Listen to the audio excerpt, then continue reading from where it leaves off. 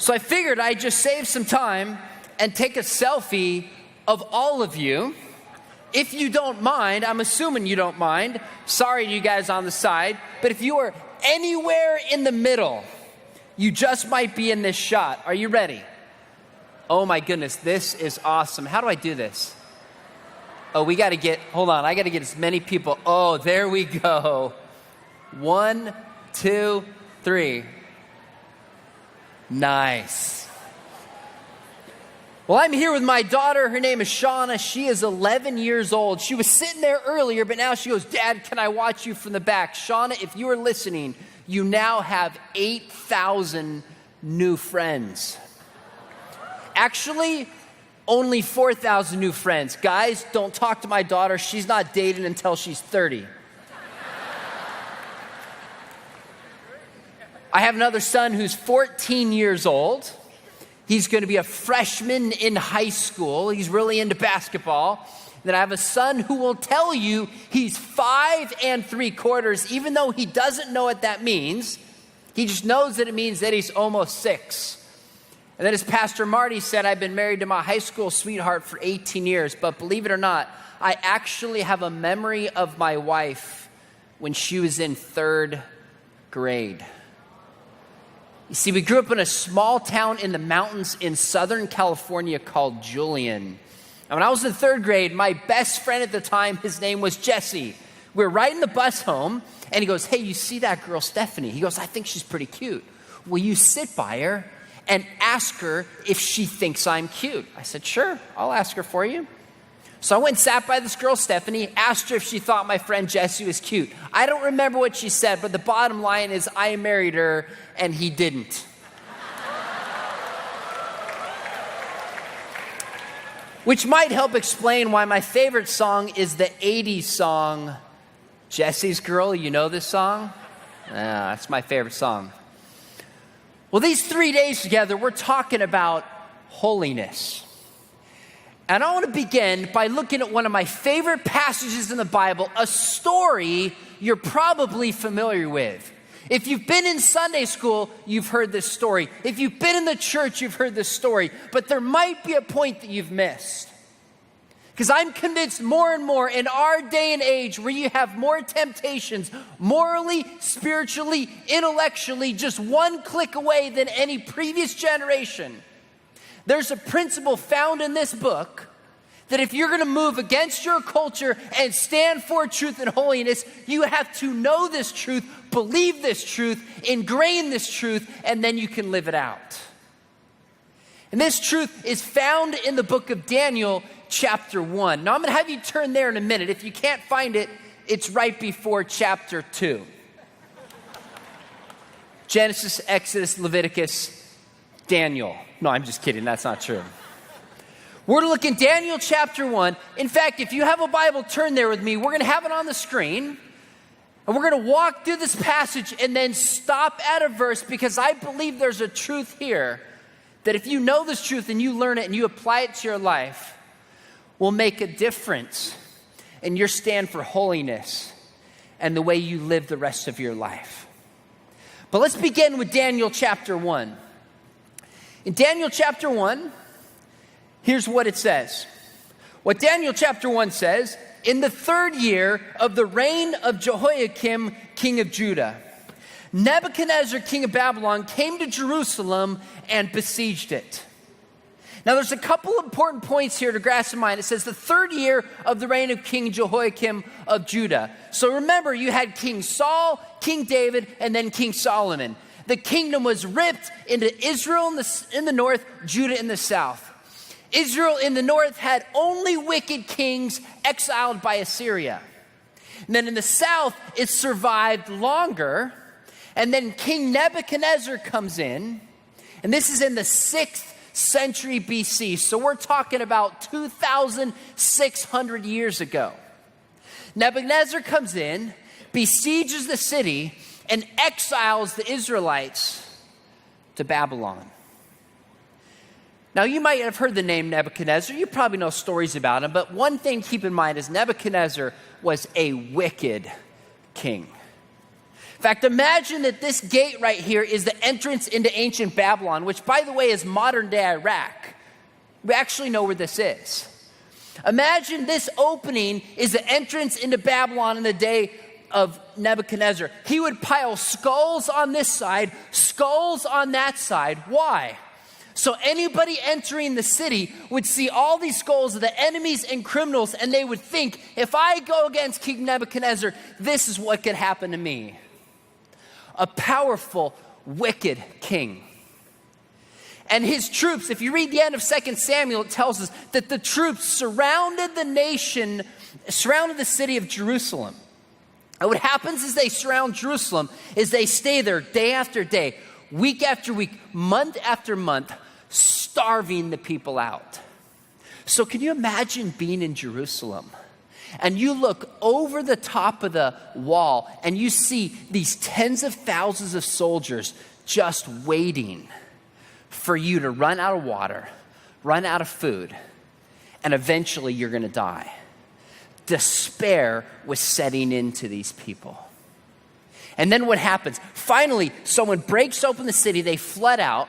The Babylonian troops come and slaughter a bunch of the people and then exile them to Iraq, modern day Babylon. This is what King Nebuchadnezzar did. And then verse 2, here's what it says. And the Lord gave Jehoiakim, king of Judah, into his hand. By the way, the battle wasn't won because Babylon was so strong. This was God's chosen people. The battle was lost because they failed to follow the Lord. And God gave them over. And it says, with some of the vessels of the house of God. And he brought them to the land of Shinar, again, this is in Iraq, to the house of his God, and placed the vessels in the treasury of his God. Now, by the way, what's the first commandment? You shall have what? Okay, this is the participatory part of the program. You shall have what? No God before me. That's right. Now, when I was a kid, I used to think that it meant I had no God in terms of priority before me, but this is not what it means. What it means is have no God in God's presence. So you all are before me right now. You're here in my presence. I'm in your presence. What the first commandment is saying is don't have any other gods in the presence of the one true God. He is in a category of his own. What did Nebuchadnezzar just do? He takes vessels from the temple of the Lord and places them before all his other gods. Do you realize what the story of Daniel is telling us? Nebuchadnezzar broke commandment number 1. If you're in Israel and you're reading this carefully, you're realizing that the writer of Daniel is telling us that Nebuchadnezzar was wicked, he was arrogant, and he put the Lord in the presence of the other gods and violated commandment number 1. But then the story goes on.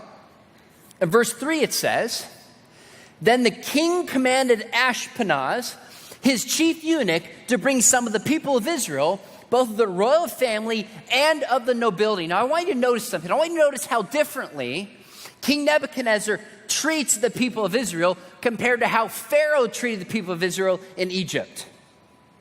What did Pharaoh do? He enslaved everybody. He made them into slaves, moved them into a distant land, and mistreated them. Nebuchadnezzar's a little bit smarter, isn't he? Nebuchadnezzar's going, wait a minute, this is a resource. Let's find the smartest, the best looking, the most talented, and I'm going to train them to serve me. I think Nebuchadnezzar was a little smarter than Pharaoh. But then it goes on as we move to verse 4. It says, youths without blemish, of good appearance and skillful in all wisdom, endowed with knowledge, understanding, learning, and competent to stand in the king's palace, and to teach them the literature and the language of the Chaldeans. You know what these young men were going to do? They were basically going to go to Biola University for 3 years. That's essentially what they were going to do. They're going to leave the comfort of their home, leave the comfort of their family, go into an entirely new land where they're going to learn a new way to think, a new way to act, be trained to see the world differently than the way they were raised. And the question is, are Daniel and his friends going to stand strong for what is true? Or are they going to cave And are they going to give in? Now just put yourself in Daniel's shoes for a minute. So here's Daniel. They've been ripped from their home where he was born, where he grew up and spent his teenage years, brought to a foreign land. They don't know where they're going to get money, don't know where they're going to get food, don't know if they're going to survive. And all of a sudden the king comes knocking on your door and says, we want you to be trained and we want you to come serve the king. Can you imagine all the reasons Daniel would have had to compromise his beliefs and to not be holy and to walk away from the Lord? You know where this story's going, don't you? Can you imagine all the things in the mind of Daniel thinking, gosh, I could compromise this way, I could compromise that way. It's not a big deal. But what happens? Look at the next verse. Verse 5, it says this. The king assigned them a daily portion of the food that the king ate and of the wine that he drank. By the way, you think the king ate pretty good food. Can I just tell you something? I went out for some Korean barbecue for lunch. That was some of the flat out best food I have ever had. Thank you, Pastor, for hooking me up. Now, do you think the king had good food? Of course. Do you think the king had good wine that he drank? It was the best in the land. So here's Daniel looking at this going, man, this food is going to be so tasty. This drink is going to be so good. He had every reason to give in. But it says they were to be educated for 3 years at Biola University. At the end of the time, they were to stand before the king.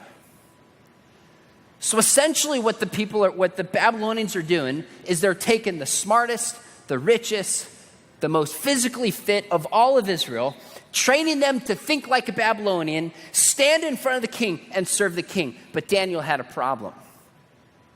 Daniel was first committed to the Lord, but he's being asked to compromise his beliefs. Look at the next verse, what it says in verse 6. It says, among these were Daniel, Shadrach, and Benny. Do you guys watch the VeggieTales? You do? Okay, good. I suspected so. Daniel, Shadrach, and Benny. And it says in verse 7, and the chief of the eunuchs gave them, Daniel, he gave them new names, called Belteshazzar. Hananiah he called Shadrach. Mishael he called Meshach. And Azariah he called Abednego. You know the story. And what comes next, friends, is what sets Daniel apart. And the reason I believe he made a difference in his generation for the Lord. Before we read the next verse, you realize the predicament Daniel's in. He's in a foreign land. He's offered protection. He's offered safety. He's offered favor with the king. But to do it, he has to compromise his deepest beliefs. Now, why couldn't he just eat the food? It's not because the food was sacrificed to idols. The text never says that. It doesn't say that the food was sacrificed to idols. The reason he couldn't eat it is because the food was not kosher. Because the food would violate the law of the covenant David and the people had with the Lord. Friends, the next verse, if you remember this verse, if you sear it into your heart and your mind and you live it out, God is going to use you in your life and your family and your generation to make a difference for eternity.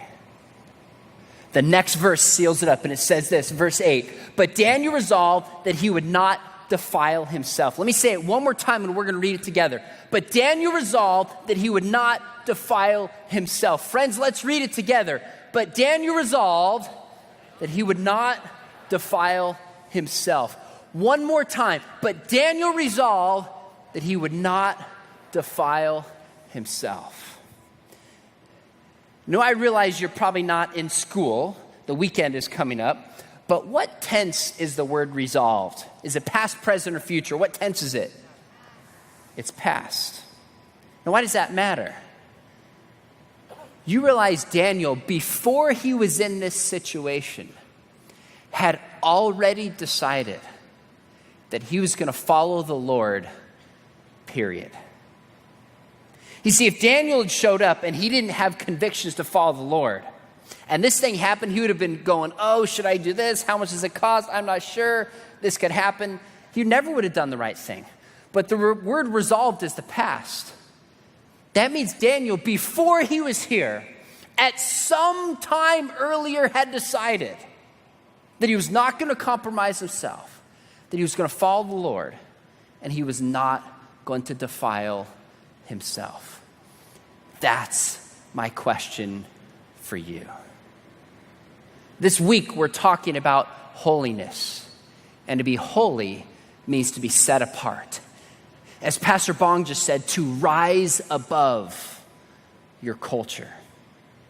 That's what Daniel did.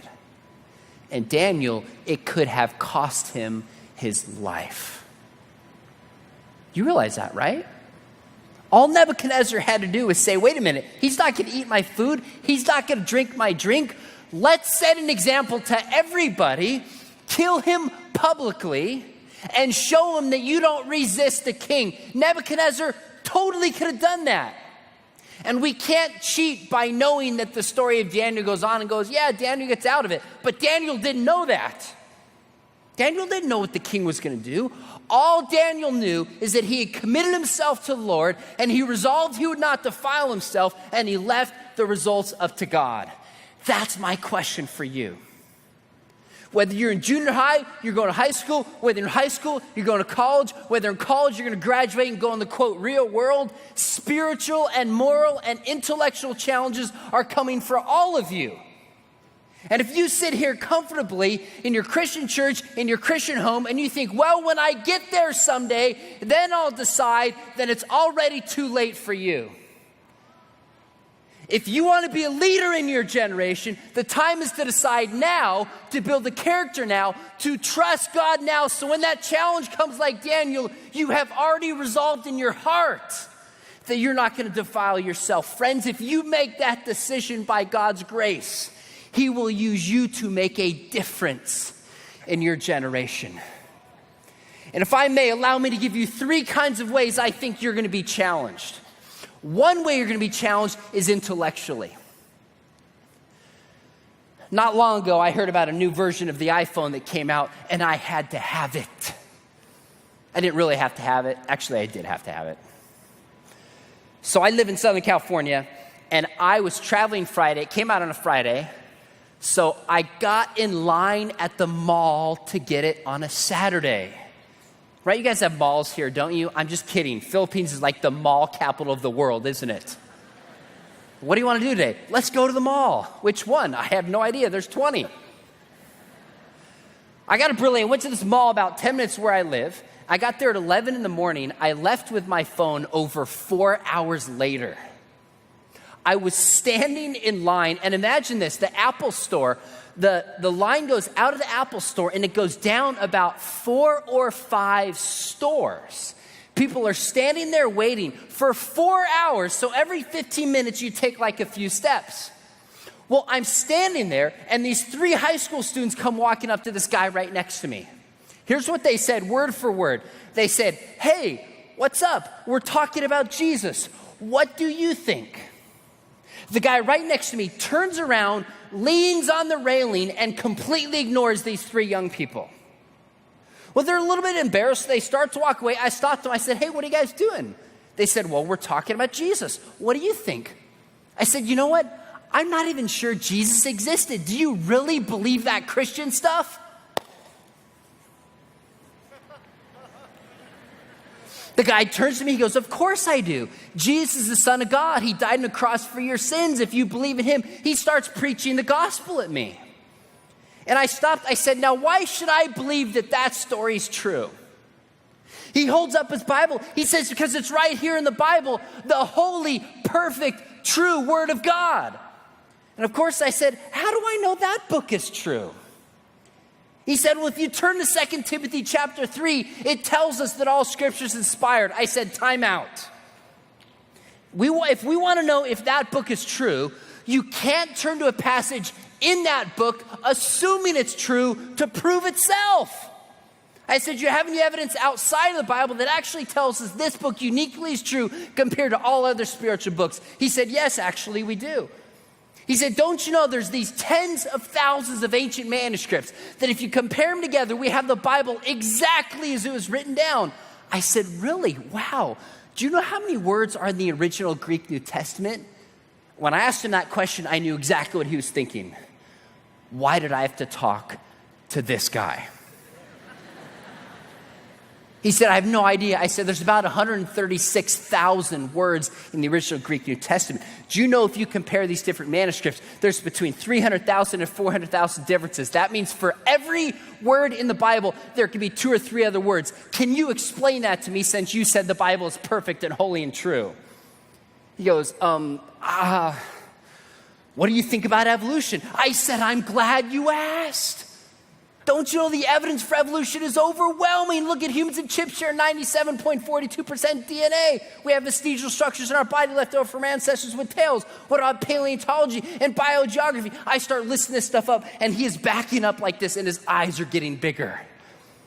Until I finally stopped, I said, you know what? I got a confession to make. I'm a Christian. I wish you could have been there. He goes, oh. A girl standing next to him, she looked really bothered. She said, was all that true? I said, look, most of it I just made up. It was false. I said, like you, I believe the Bible's true. But here's the difference between me and you. I know why I think the Bible's true. Like you, I don't buy this Darwinian story, but the difference is I know why.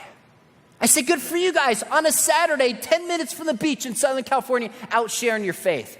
But if you're going to tell people they should bank their entire lives on an ancient book, don't you think you should have some good reasons to prove and show that it's actually true? Friends, you realize in the university in my country, I suspect it's not very different here based on conversations I've had. There are 3 to 4 times as many atheists and agnostics in the university than there are in the public as a whole. If you just show up at the university and you haven't thought through, why do I believe this? How do I know it's true? Ask the tough questions. If you're not like Daniel, where you've resolved and prepared yourself ahead of time, when you get to the university, you're going to get rocked. Those students went on their way. 10 minutes later, I'm facing this direction. I feel a tap on the shoulder. I turn around. It's 3 new students who say, hey, we're talking about Jesus. What do you think? So I start to launch into my charade again until I stop. And about almost as far back as the back of this room, I see the original students who set up their friends to go convert the atheist. Exactly what some of you would have done. Friends, you know why Daniel survived. And not only survived, he thrived in his faith. Because Daniel resolved that he would not defile himself. He was going to learn other ideas, but he was committed in his mind to the truth of the God of the Bible. And he knew why he believed what he believed. One of my students graduated a few years ago, and she went to a university in Kansas, in the heartland of America. In fact, it's so important, even Superman is from Kansas. And she went to a university there, and she emailed me, actually sent a Facebook message a few weeks into school. Because in her English class, her professor walks in the first day, and here's what he says. He says, before we get going in the lesson, I want to read you an article. And he starts reading an article about how within 20 to 30 years, robots will evolve artificial intelligence and become so powerful that they will turn against their lesser evolved selves, meaning you and me. And this professor with state funding says, I sure hope that these artificially intelligent beings will care about us and not destroy us. He's reading this as if this is really going to happen. Clearly, he's been watching iRobot or Terminator 2 way too many times. And one of my students raised her hand. And she says, sir, can you explain to me how a physical machine like a robot can just spawn self-consciousness? Friends, this is a great question. The professor turns to my former student. He goes, oh, wait a minute. Are you one of those people that actually believes in the soul? And she said, yes. She said, and the entire class laughed at me. Now, by a show of hands, how many of you believe in the soul? Let me see your hands. You think the soul is real. Put your hands up if you think there's a soul. Now, put it down. That's almost all of you. I'm not going to ask you to do this, but how many of you right now could give good reason, good evidence, and proof that there is such a thing as a soul? You know what else my student wrote? She put ... I loved it. Why? Because she had taken the time to learn what the soul is, what the scripture teaches, and the evidence for the soul. Friends, Daniel resolved that he would not defile himself. He knew why he believed in the God of Israel. He knew why he believed in the scriptures. And he had a confident faith. So when people challenged him, he stood up and did the right thing. If you want to be like Daniel, and you want to stand for holiness in your generation, you better understand not only what you believe, but why you believe it. We're going to come back to that one tomorrow. Second area you need to be like Daniel is not only intellectual challenges, but moral challenges. A former student, her name was Jana, graduated from high school in California, the state where I live, went to a university in a city in kind of central California on the west coast of the U.S. called Fresno State. She had a psychology class. She's a freshman in college, so she's probably 18, 19 years old. And one of the first assignments that the professor gave was, as a class, they were assigned to watch pornography, to write your analysis of this assignment and turn it in for credit. Now, I don't know if this has happened here or not. You would have to tell me. But I have had many students in my country tell me that their professors have given them assignments in the name of education to watch pornography. Now, if you're in Jana's shoes, she sat there, she said, wait a minute. I'm a Christian. I believe that God designed sex for a reason. Like Pastor Bong said earlier, God has created us and designed us to live a certain way. I think God wants sex to be experienced between one man and one woman in a committed marriage for life. And that pornography is objectifying people. It's using people. And it goes against what Jesus said about protecting your eyes. But she's in school. So she goes to her professor. She says, Professor, I'm a Christian. I don't feel it's right on my conscience to watch pornography. Can you excuse me from this assignment? The professor said, no. Now let me ask you a question. What would you do in this circumstance?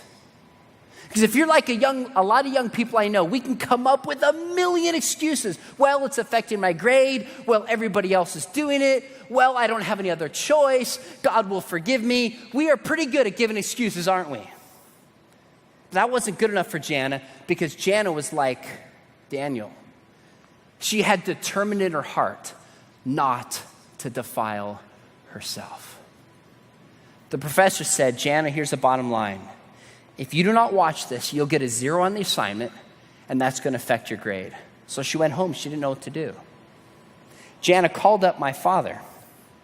Many of you met my father. Josh McDowell was here some time ago, coming back with me in January. We'll be back here again. And she called up my dad, and she said, I don't know what to do. The professor is saying that he's going to fail me if I don't watch pornography. Should I just watch it for my grade? Do I take the F? What do I do? My dad said, why don't you do this? Why don't you come up with an alternative assignment for your professor, kind of like Daniel does when he's stuck in this predicament? Go to your professor and say, look, because I'm a Christian, on my conscience, I can't watch this. Would you allow me to write a paper justifying why I think pornography is wrong, why it's damaging to society, and why you should let me out of watching it? And the professor thought it was a joke. He says yes. He allowed her to write it. So then she called my dad. She's like, how do I write this thing? Gives her some research, comes up with an article. She spends hours on this. writes the paper, turns it into her professor.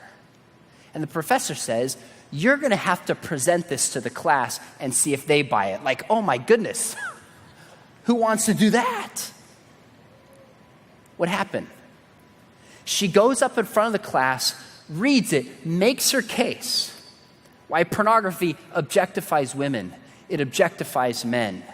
It destroys relationships. It's a cancer in society. It leads towards divorce. All the things that pornography does. She finishes. You know what the professor said? The professor said, Jana, I have never heard some of that before. Not only was that so powerful, but I excuse you from this assignment. And anybody else in the class who does not want to watch pornography, you can leave and I'll give you an alternative assignment. Half the students stand up and walk out.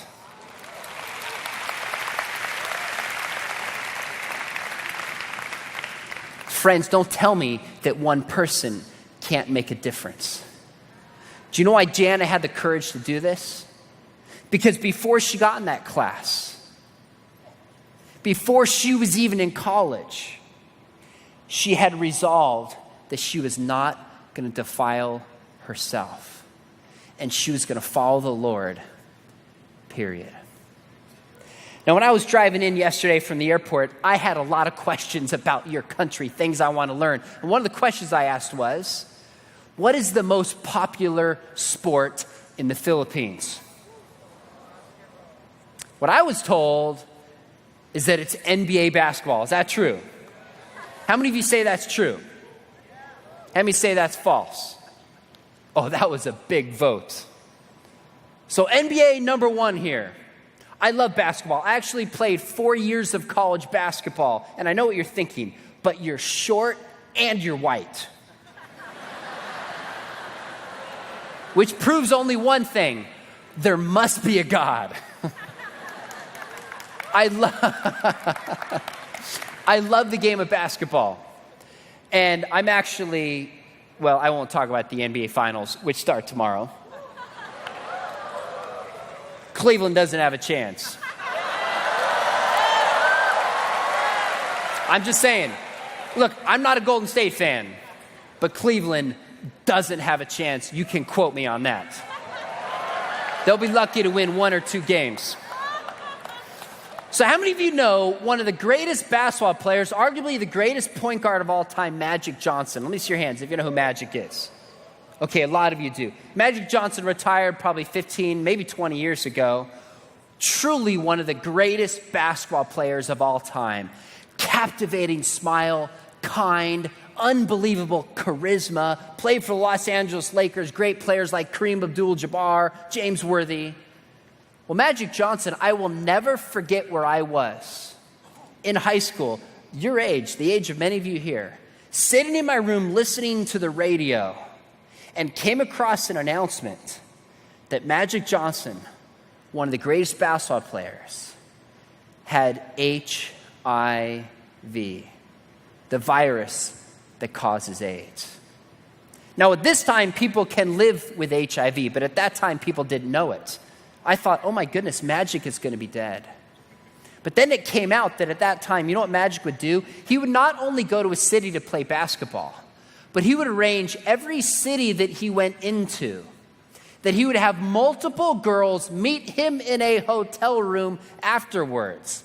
And he would have sex with hundreds and hundreds and hundreds of women, and getting HIV was simply the odds catching up with him.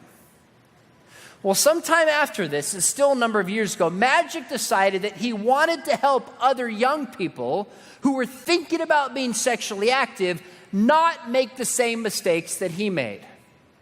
So Magic came up with a short recording that if a guy was going to have sex with a girl, before they had sex, they would play this recording. It kind of had a checklist, such as, have you had sex with another guy in the past 6 months? Have you had sex with a girl in the past 6 months? Do you take intravenous drugs? Now, if you're going to have sex with somebody, asking those questions probably is not a bad idea. But let me ask you something. Do you think any couple in the history of the planet who are teenagers hormones raging, about to have sex, are going to stop and say, you know what? Let's be responsible. I have to play this recording. I've got a checklist to make sure you're okay before we go any further. I mean, honestly, if you're at that stage in your relationship and you're about to have sex with somebody, no guy's going to stop and say, let me pull out my checklist and just make sure you're okay. This is not how the male brain works. I'm just telling you. No, I admire Magic for trying to help people like this. But that's not realistic. Why?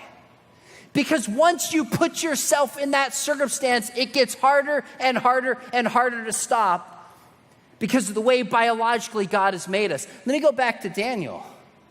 Daniel wouldn't have put himself in that situation, would he? Daniel resolved he was not going to defile himself before he was even there. As much as I appreciate Magic trying to help people, in most circumstances, by the time you get there, it's too late. You want to be like Daniel and say, I've resolved. I'm going to wait till marriage. I'm going to honor my body. I'm going to honor the person that I debate. I'm going to morally stand up even if everybody around me, which reminds me of Civil War when Captain America says, you remember this line? He says, sometimes you have to stand against the culture and do the right thing. That's exactly what Daniel did. Friends, if you want to make a difference in your culture intellectually, you got to be ready to know why you believe what you believe. Second, morally make a commitment that you're not going to defile yourself. Third is spiritually. I want to tell you one story and then I'm going to wrap up. Third is be spiritually like Daniel. Are you preparing yourself now for the challenges that are coming? Because let me tell you something.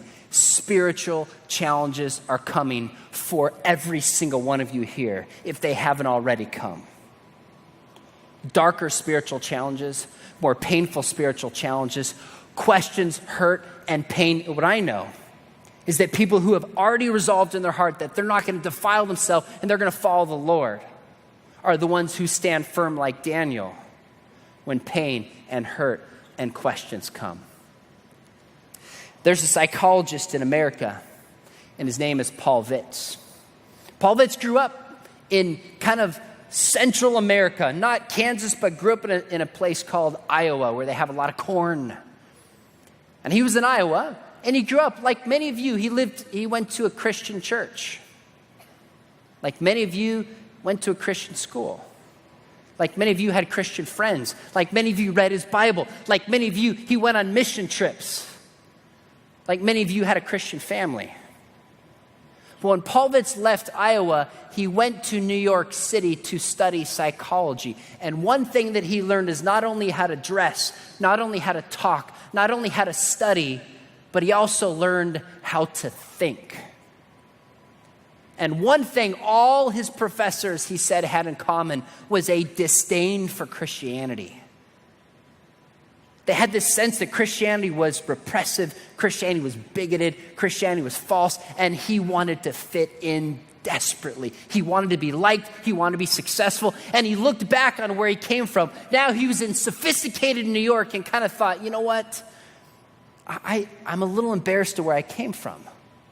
So he stopped going to church. He stopped reading his Bible. And he started to count the cost of what it meant to follow the Lord. He's a university student. You know what he realized? He thought, gosh, if I'm in the university and I actually believe in God, I can't do certain things with my body that I'm seeing other students do. I can't do certain things with my time.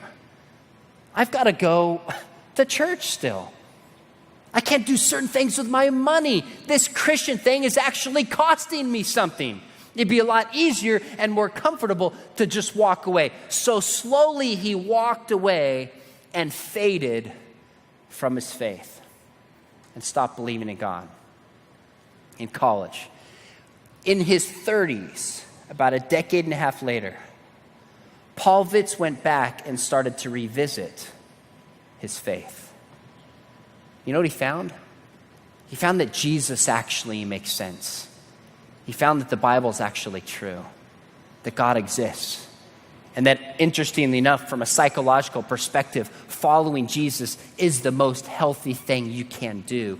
And he turned back and he started following the Lord.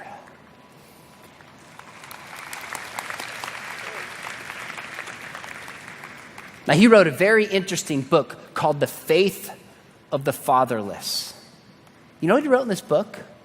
Paulvitz studied some of the most influential atheists throughout world history, people like Karl Marx, Friedrich Nietzsche, Camus, Sartre, etc. Some of the most influential atheists of all time. You know what he found? He found that all of them had either a dead, distant, or harsh father. All of them did. So when so many of them reject God, you know why they do this? They're rejecting their fathers. Because the reality is, all of us project onto God the relationship we have with our earthly fathers. Paulvitz came back to his faith and is now writing and speaking and teaching from a Christian perspective. But you know what he didn't do? He didn't prepare ahead of time for the moral and intellectual and spiritual challenges that were coming his way. Friends, there's a tennis player in my country by the name of David Wheaton. At one time, he was number 12 in the world, grew up in a Christian home, went to Christian conferences like this, prayed, read his Bible, shared his faith, did all the things you're supposed to do, and you learn at MOVE to be a good Christian young man. Went on a college scholarship to Stanford. He said his parents dropped him off, dropped his stuff off, said goodbye, walked out the door. He said moments later, they left on this side. Someone comes around the corner, bringing down a bunch of beer to him and says, drink this, get drunk, you're in college. You see, at that time, Daniel was not like David. He had not thought through, what am I going to do when I get pressured? What am I going to do when I get challenged? What am I going to do when somebody tells me to give into my faith? So he started drinking, and it rocked his faith, and it rocked his world for a while. Friends, I'll tell you something. It's a long flight from California to get here. It's a long flight. I'm here, number one, it's good food. Number two, you guys have great hospitality. I've never been anywhere in the world, anywhere, where people are kinder and more generous. My daughter goes, man, Filipinos are nice. Americans aren't, but Filipinos are really nice. When it's all said and done, that's not why I'm here. I'm actually missing my son's 8th grade graduation this week. You know why I'm here? Because I was told I had a chance to speak to 8,000 young people like you.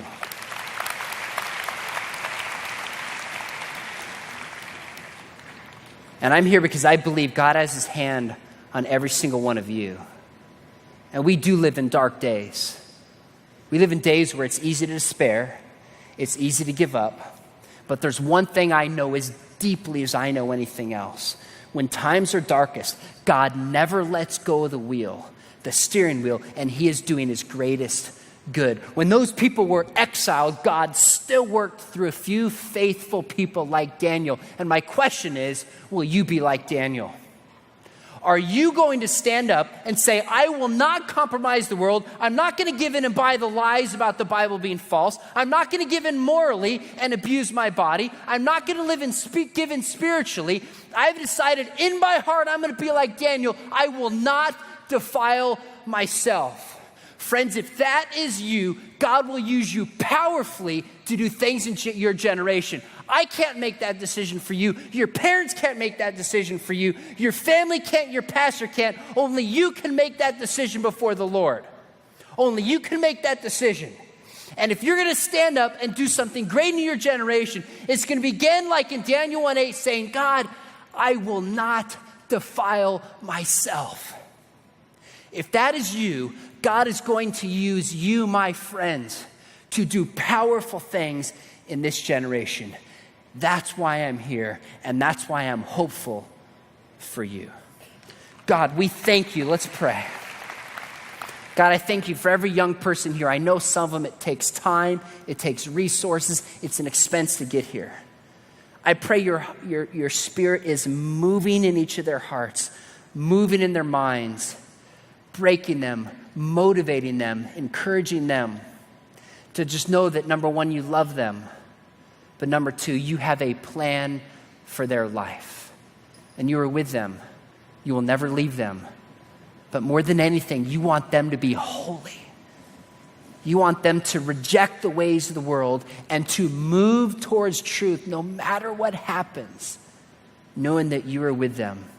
God, I pray that each one of us here will have the conviction, just like Daniel, that we will resolve in our hearts not to defile ourselves, but to follow you.